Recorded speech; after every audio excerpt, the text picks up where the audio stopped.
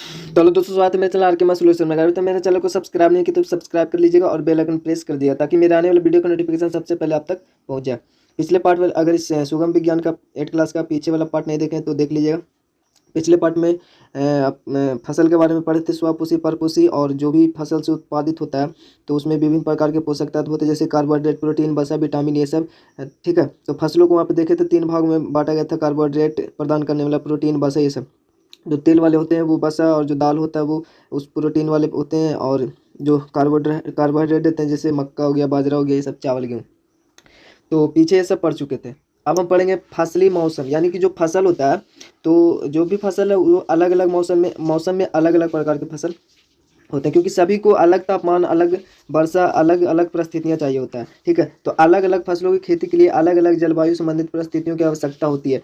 पौधों की समुचित वृद्धि एवं विकास के लिए एक निश्चित तापमान, आर्द्रता, वर्षा जैसी जलवायु संबंधित परिस्थितियां की जरूरत होती है। ये परिस्थितियां भिन्न भिन्न मौसम में प्राप्त होती है ना। अलग अलग मौसम में अलग अलग परिस्थितियां होती है, कभी बरसात तो कभी कुछ होता है ना। तो जैसे कि अगर जैसे हम चावल को ले लें, धान को ले लें, तो उसमें वर्षा उसमें अधिक मात्रा में चाहिए होता है। ठीक है, तो अगर उसमें वर्षा अधिक मात्रा में चाहिए होता है तो वो ऐसे समय में उसकी खेती होती है जिस समय वर्षा होती है। ठीक है, क्योंकि उनको मतलब उसको जल की आवश्यकता ज़्यादा होती है, इसलिए इसे ऋतु वर्षा ऋतु में उगाया जाता है।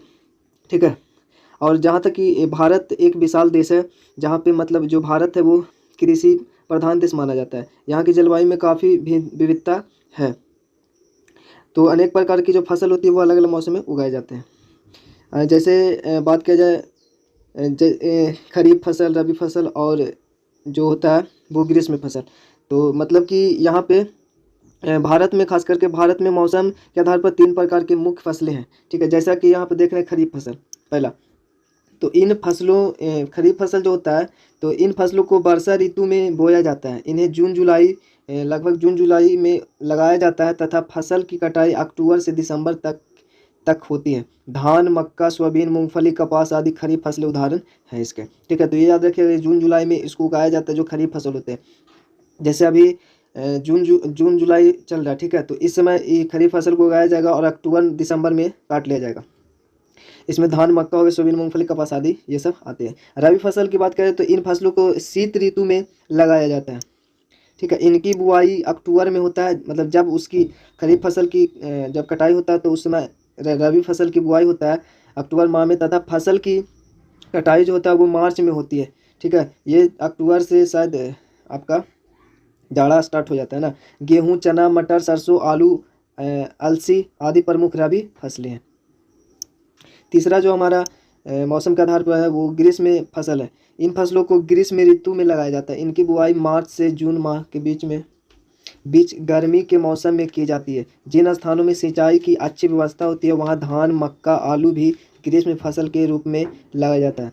ठीक है, दलहनी फसल जो होता है, दलहनी और तथा जो सब्जियां होती है ये भी इस मौसम में लगाए जाते हैं। ग्रीष्म फसल को जियाद फसल भी कहा जाता है, और इसको जायद फसल भी कहा जाता है, ये याद रखिएगा। तो अब देखते हैं यहाँ पे फसल उत्पादन की जो आधारभूत कृषि पद्धतियाँ, यानी जो फसल उत्पादन जो कृषि लोग करते हैं, किसान लोग, तो उनमें विभिन्न प्रकार के वो काम करते हैं। तो जो बुआई से लेकर कटाई तक वो क्रमबद्ध तरीके से जो कार्य करते हैं उन्हीं को हम कृषि पद्धति बोलेंगे। ठीक है, वो एक सिस्टम है उनका। तो उत्तम फसल को उत्पादन के लिए किसानों को अनेक बातों का विशेष ध्यान रखना पड़ता है। फसल के समुचित विकास के लिए उचित प्रकार की मिट्टी हो गया है ना, फिर उचित बीज होना चाहिए, उचित कृषि औजार, उचित मात्रा में खाद तथा उर्वरक का प्रयोग, सिंचाई की समुचित व्यवस्था, और जो खरपतवार होता है तथा फसल के रोगों पर नियंत्रण आदि आवश्यक है। तो ये सब उनको ध्यान देना पड़ता है। तो कृषि पद्धति का हम एक बोल सकते हैं, ऐसे किसानों द्वारा फसल उत्पादन के दौरान किए जाने वाले समस्त क्रियाकलाप को कृषि पद्धति कहते हैं या कहा जाता है। ठीक है, तो जो भी उनका जो भी काम है उगाने से लेकर काटने तक वो कृषि पद्धति हो गया। तो निम्नलिखित आधारभूत कृषि पद्धतियां द्वारा फसल की पैदावार में वृद्धि की जाती है। जैसा पहला हो गया, मिट्टी की तैयारी की जाती है। ठीक है, तो चूंकि मिट्टी जो है एक महत्वपूर्ण प्राकृतिक संसाधन है, इसमें सभी पौधे उत्पन्न तथा विकसित होते हैं। यह पौधों की जड़ों को आधार प्रदान करता है। मिट्टी से पौधों को जल तथा पोषक तत्व प्राप्त होते हैं। मिट्टी से पौधों को पोषक तत्व और जल प्राप्त होते हैं। यह पौधों की जड़ों को श्वसन के लिए आवश्यक ऑक्सीजन गैस उपलब्ध कराते हैं। क्योंकि जो मिट्टी होता है उसमें छोटा छोटा छिद्र होता है, ठीक है, उससे वो श्वसन करते हैं। ऑक्सीजन गैस मिट्टी के कणों के बीच पाए जाने वाले रंध्रावक कासों, ठीक है, वही जो छोटे छोटे छिद्र होते हैं, पूरा स्पेस स्पेस में पाया जाता है। मिट्टी में पाए जाने वाले सूक्ष्म जीव तथा केंचुआ, यानी कि जो मिट्टी में बहुत सारे जो सूक्ष्म जीव है, और जो केंचुआ केंचुआ जो होता है किसानों का मित्र होता है, ठीक, जीव मिट्टी की उर्वरता को बनाए रखने में मदद करता है। खासकर जो केंचुआ होता है ना, वो उलटते पलटते रहता है। और जो सूक्ष्म जीव होते हैं, जो भी सड़ा गला या जो मृत जीव होते हैं, उसको आप अपघटन कर कर वो ह्यूमस जो होता है उसका, उनको ह्यूमस का मतलब कि ह्यूमस में बदल देता है, उसको ह्यूमस का निर्माण होता है, और वो जो होता है मिट्टी का उर्वरता बढ़ाने में मदद करता है, ठीक है। और जो हमारा ये जो केचुआ होता है वो मिट्टी के ऊपर नीचे उलटते पलटते रहता है, जिससे मिट्टी जो होते हैं वो भुरभुरे हो जाते हैं, ठीक, और जिससे मिट्टी में पोषक तत्व की वृद्धि होती है और जल धारण की भी क्षमता में वृद्धि होती है। ये जो जीव होते हैं, सूक्ष्म जीव होते हैं, ये जो मृत जो भी जीव होते हैं उसका अपघटन कर कर उससे ह्यूमस का निर्माण करते हैं, जो मिट्टी में पोषक तत्वों का जिससे मिट्टी में पोषक तत्व का निर्माण होता है, ठीक है। और ये याद रखिएगा कि जो किसानों का मित्र होता है वो केंचुआ होता है, ठीक है। और एक बताओ, जो हमारा भारत है वो एक चूंकि एक कृषि प्रधान देश है, यहाँ कुल आबादी का लगभग 70% लोग कृषि पर निर्भर है, ठीक है। और 2011 के अनुसार यहाँ 21 करोड़ जनता है, ठीक। अब 121 करोड़, और जो जनगणना होता है वो हर 10 साल में होता है, तो 11 10 21, अब 2021 में जो जनगणना होगा तो उसके अनुसार पता चलेगा कि अब जनसंख्या कितनी है, ठीक है। तो ये हुआ, और आगे बढ़ते हैं। जैसे यहाँ पे देख रहे हैं, मिट्टी की उपजाऊ ऊपरी परत को शीर्ष मृदा कहा जाता है। जो ऊपरी परत होता है उसको शीर्ष मृदा कहा जाता है, और इसकी ज़्यादा मोटाई नहीं होती, कुछ सेंटीमीटर होती है। इस परत से पौधे पोषक तत्व को प्राप्त करते हैं, इन्हीं परत से पोषक तत्व प्राप्त करते हैं, वृद्धि एवं विकास करते हैं। मिट्टी को उलटने पलटने से जो पोषक तत्व है वो मिट्टी के ऊपरी परत में आ जाते हैं। इसके अलावा मिट्टी के कणों के बीच वायु संचालन भी बढ़ जाता है, जिससे जो पौधे होते हैं उसको श्वसन करने में आसानी होता है। इस प्रकार फसल को उगाने से पहले मिट्टी को उलटना पलटना तथा भुरभुरा करना आवश्यक कृषि कार्य है। ये एक कृषि कार्य है, और इसी कृषि कार्य को आप जुताई या हम जुताई कहते हैं। और इसी जुताई के लिए जो उपकरण यूज किया जाता है उसको हल कहते हैं, ठीक है। खेतों की जुताई करने वाले उपकरण को हल कहलाता है, और यह लकड़ी या लोहे का बना होता है। इसे बैल या भैंस, ऊँट जैसे पशु या ट्रैक्टर से खींचा जाता है, ठीक है। जो पशु द्वारा खींचा जाता है वो तो लकड़ी का होता है, ठीक है, वो लकड़ी का ही होता है। और उसके आगे देखेंगे आज हल के बारे में आगे, उसके आगे ब्लेड लगा हुआ होता है त्रिकोण आकार का। तो पशु द्वारा खींचे जाने वाले हल में मात्र एक ब्लेड होता है, जबकि ट्रैक्टर द्वारा खींचे जाने वाले हल में कई ब्लेड होते हैं। देखोगे आप कई संयुक्त रूप से आपस में जुड़े होते हैं। ट्रैक्टर का प्रयोग बड़े कृषि क्षेत्र की जुताई के लिए किया जाता है। जुताई से मिट्टी ढीली तथा भुरभुरी हो जाती है। इससे पौधों की जड़ों को नीचे गहराई तक जाने में आसानी होती है। जुताई करने से मिट्टी जल धारण क्षमता भी बढ़ जाती है, ठीक है। और विभिन्न प्रकार के जो खरपतवार होते हैं जो जड़ से उखाड़ कर नष्ट किया जाता है। जुताई से मिट्टी में उपस्थित जो लाभदायक सूक्ष्मजीव की संख्या होती है उसमें वृद्धि होती है। इतना ही नहीं, उसमें अगर जो खेत की मिट्टी है वो काफ़ी शुष्क तथा कड़ी होती है तब जुताई किया जाता है, उसमें पानी डाला जाता है और जुताई किया जाता है। इससे हल चलाने में सुविधा होती है, ठीक है, पानी डालने से।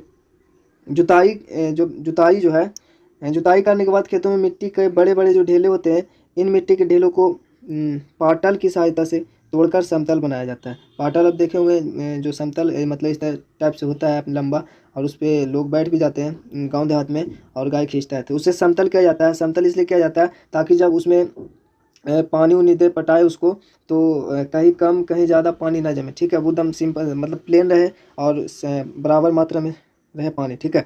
अगर वैसा नहीं होता तो फिर कहीं पे ऊंचा कहीं पे नीचा होता है, कहीं कहीं पे पानी जम जाता है, ठीक है, सिंचाई के दौरान, तो इसलिए किया जाता है, ठीक है। देखते हैं हम, तो मिट्टी ढीली तथा भुरभुरा बनाने में निम्नलिखित कृषि औजारों का उपयोग होता है, ठीक है। जैसा पहला हल है, तो हल आप जानते हो कि हल तो आप दो जानवर भी खींचता है और ट्रैक्टर भी खींचते हैं। तो जो ये हमारा दो जानवर यानी एक जोड़ी जानवर के द्वारा खींचा जाने वाला हल है, और इसका देख लीजिए यही हुआ फाल, ठीक है, लोहे का होता है ये, और ये हुआ हल दंड, ठीक।